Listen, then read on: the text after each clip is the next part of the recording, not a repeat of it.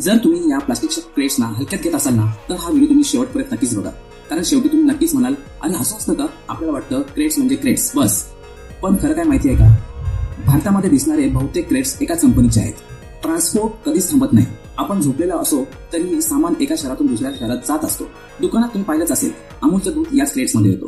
Cold drink, bottle, dairy products सगळं काही ट्रकमध्ये याच क्रेट्समध्ये स्टॅक केलं. पण आधी असं नसायचं. पूर्वी लाकडाचे मोठमोठे बॉक्स वापरले जायचे.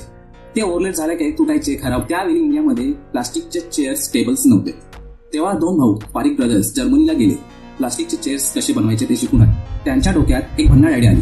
जर प्लास्टिकचे चेअर्स बनवू शकतात तर प्लास्टिकचे क्रेट्स का नाही बनवू शकत? आणि बस त्या एका आयडियाने इतिहास बदलला. आज नीलकमल लिमिटेडच्या रेव्हेन्यू पैकी जवळपास 80% रेव्हेन्यू क्रेट्स मधून येतो. येस, चेअर्स नाही, टेबल्स नाही, क्रेट. ही कंपनी क्रेट्स मधून जवळपास 3,500 करोड कमवते. म्हणून पुढच्या वेळेस दुकानात क्रेट्स बघून त्याला साधा बॉक्स समजू नका. कदाचित तो करोडोचा बिझनेस मॉडेल असेल.